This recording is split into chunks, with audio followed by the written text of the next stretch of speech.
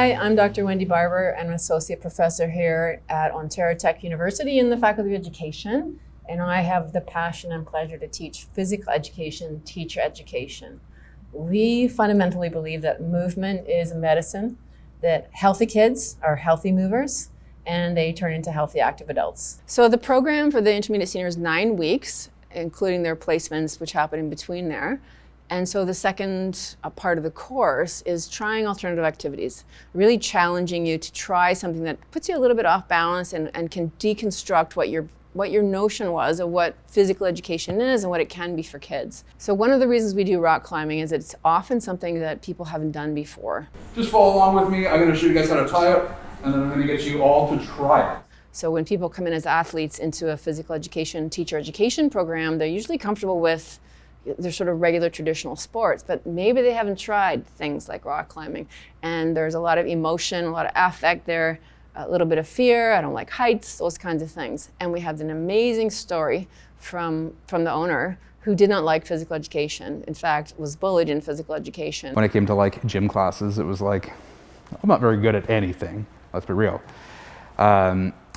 I have fond memories of being ridiculed and being afraid to do stuff like even changing in a bathroom because I was going to get made fun of. And that was my entire experience in elementary school. And so when he tells his story, I think it really tips their hearts in a way. So they get to understand and feel like, wow, I'm a little bit scared too to climb this height. But they have to learn to trust. And that's exactly what we want when kids come into a physical education class. We want them to trust us. Say, it doesn't matter what your body looks like or feels like, let us help you move. And finding the activity that makes your body feel joyful and strong. That's what we're about. The piece about rock climbing that was really great when the owner said, you know, we have had kids from age 3 all the way up to seniors. They're really engaged. They're almost like hyper engaged, where they're like, in that moment, they're able to do something that everyone else is able to do. And in climbing and curling and these other things, you can learn to move well. You can feel confident. You can get that body confidence that says, if I can do this, I can apply for a job. If I can do this. And that happened this year, actually. One of my students said, hey, if I can rock climb, I was really fearful that day, but you made it safe. And if I can do that, I can do this. If I can rock climb, I can go do this. Something totally unrelated to physical activity, but you learned and you feel it in your body, you feel it in your bones, you feel it in your muscles, that you're strong, emotionally, mentally, physically, spiritually, you can do it. So when we went to do the curling, we had a retired German teacher who's been our instructor there for the last couple of years, and it's a very different culture of sport, right? Curling is a great sport. It's a lifelong sport. You can start curling when you're 5, like my son did when he was 5 when he started, to 95 plus. The day that we went, there was a seniors group. And so what really inspired me is that these people are 85 and they're still moving, all right? Talk about healthy, active, lifelong movers. And so that was pretty exciting that they could see, I'm sorry, you're gonna have to move, you young physically literate people, because there are 6 sheets here that are reserved for this competitive league of 85-year-olds. And I thought that was pretty amazing, right? And pretty amazing that they're instructed by this. And of course they wiped out on the ice. Of course they did. They didn't know. They stepped on the slider. They thought they were all cool, but it was great. We have to deconstruct this sense of privilege of athleticism, this sense of like, I have a strong body so I can move well, but that's not your job as a physical educator. The challenge and the artistry of physical education is inviting the other kids in. The athletes will always be with you. They don't really need you. You can help them for sure, but the real point, I think, is how do we creatively invite those other kids in to say, hey, it doesn't matter how you move, just move. And you'll feel better. You'll be more well. You'll be stronger as a person. We don't want kids to finish grade 9 and say, I'm not going to be active again. Here's people in the community that are active 60s, 70s, 80s, because these are, low joint bearing, great activities that are social. That's the other piece I think that's important too.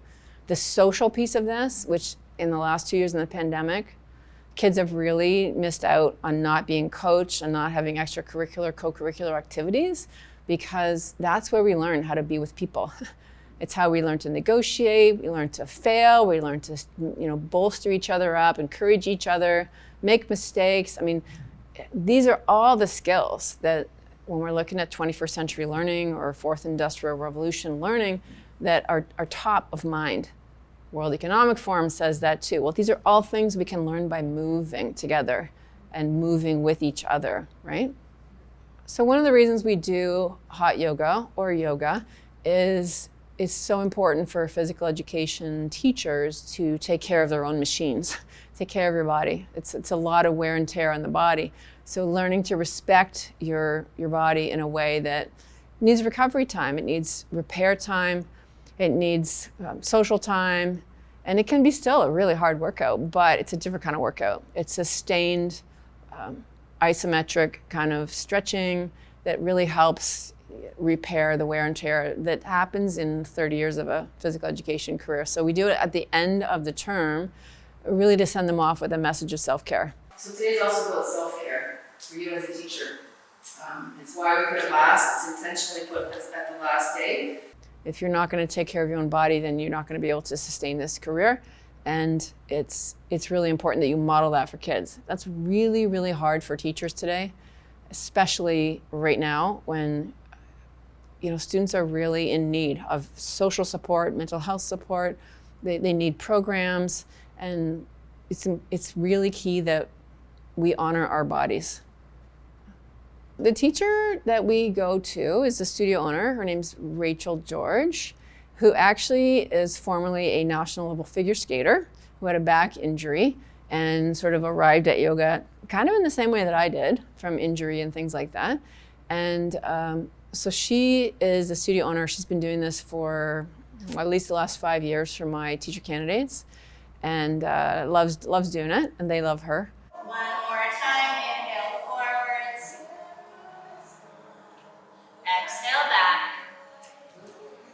The studio is really about kind of the phys ed community as well. It's here we are, we've arrived. What are we going to do for students? What are we going to do for each other? And so it's a really nice kind of spiritual place that everybody gets to choose their path.